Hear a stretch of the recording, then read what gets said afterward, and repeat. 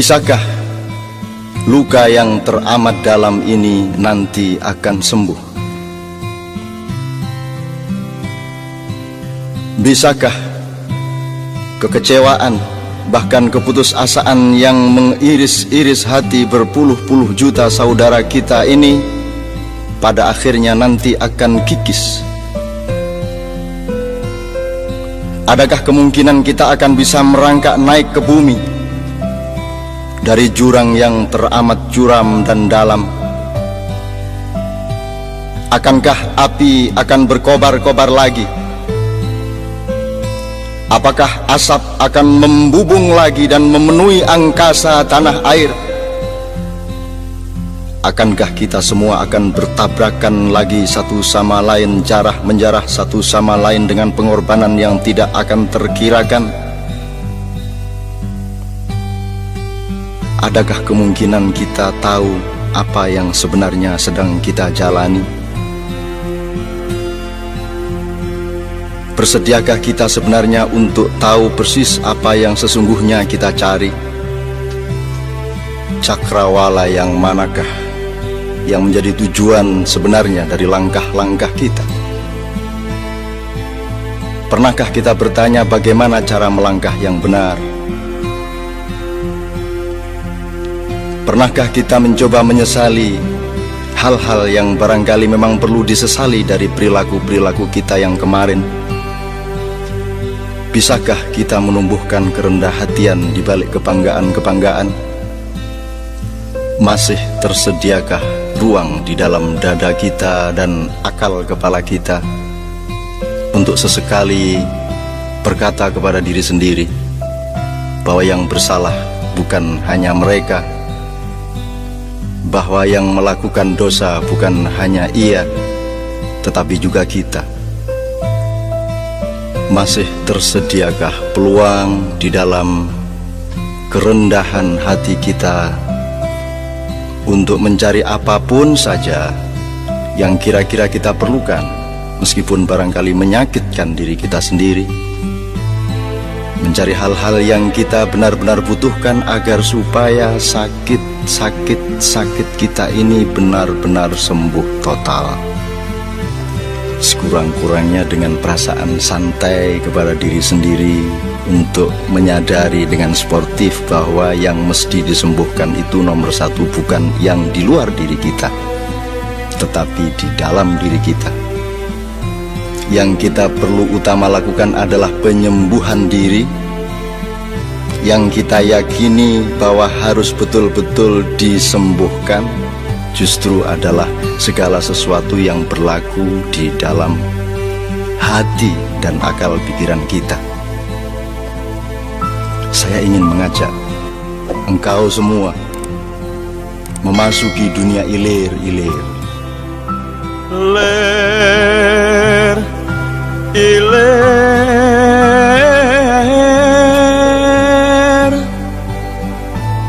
ler, ilir,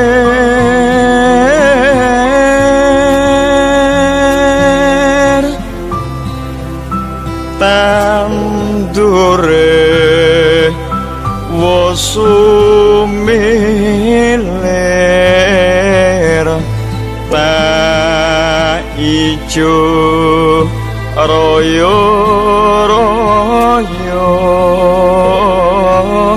tak senggot manten anyar.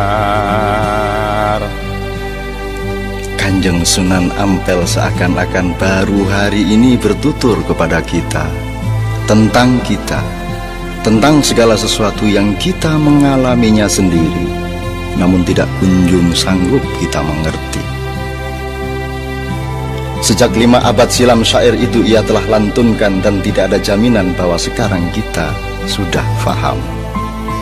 Padahal kata-kata beliau itu mengeja kehidupan kita ini sendiri. Alfa, beta, alif, ba, ta, kebingungan sejarah kita dari hari ke hari. Sejarah tentang sebuah negeri yang puncak kerusakannya terletak pada ketidaksanggupan para penghuninya untuk mengakui betapa kerusakan itu sudah sedemikian tidak terperi. menggeliatlah dari matimu, tutur sang Sunan. Siumanlah dari pingsan berpuluh-puluh tahun, bangkitlah dari nyenyak tidur panjangmu. Sungguh negeri ini adalah penggalan surga.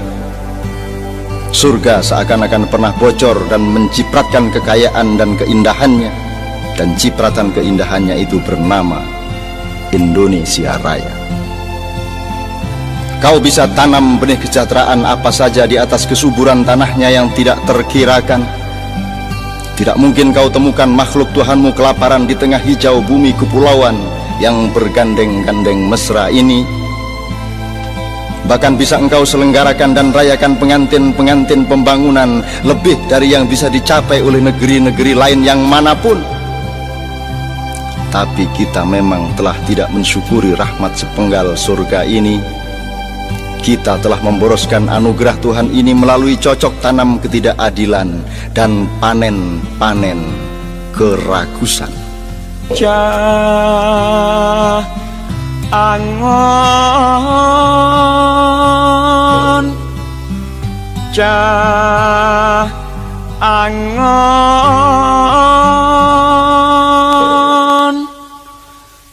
penekno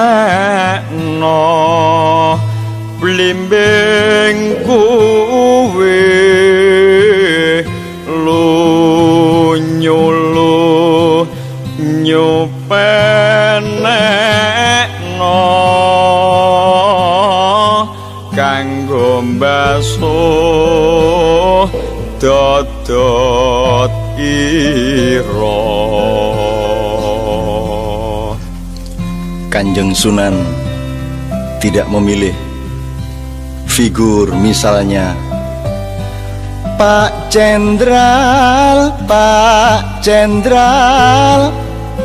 Juga bukan intelektual-intelektual, ulama-ulama, seniman-seniman, sastrawan-sastrawan atau apapun, tetapi Cah Angon, Cah Angon. Beliau juga menuturkan penekno blimbing kuwi, bukan penekno pelem kuwi, bukan penekno sawo kuwi, bukan penekno buah yang lain, tapi blimbing bergigir 5.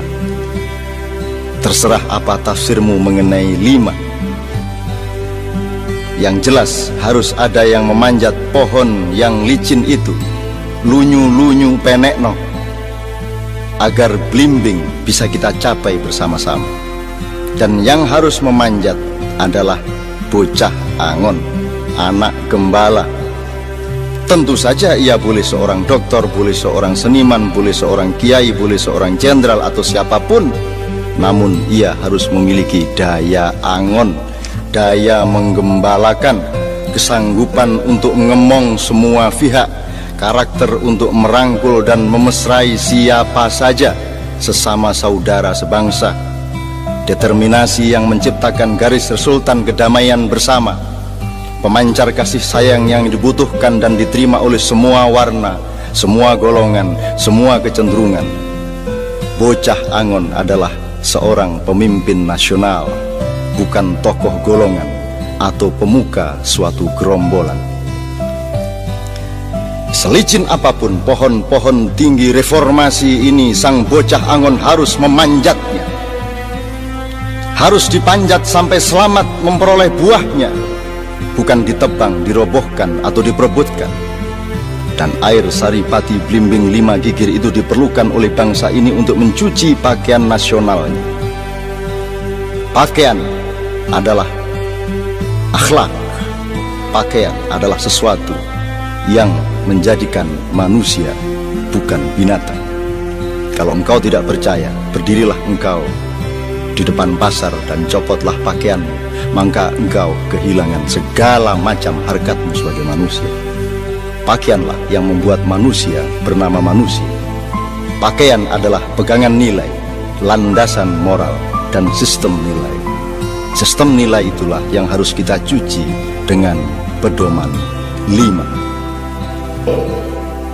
Dodot tira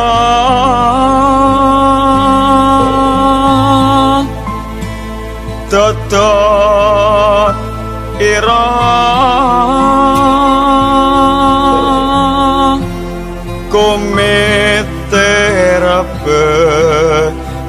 Sahing pinggir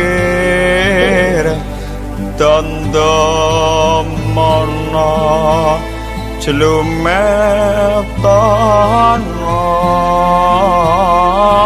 kanggo sepo mengko sore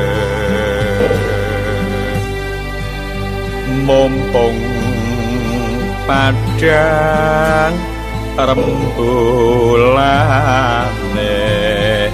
mumpung jembar kalangane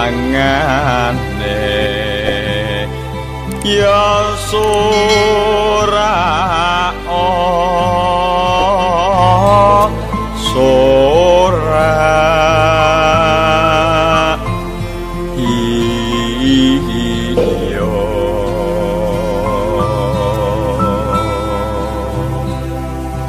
Satu tembang tidak selesai ditafsirkan dengan 1000 jilid buku.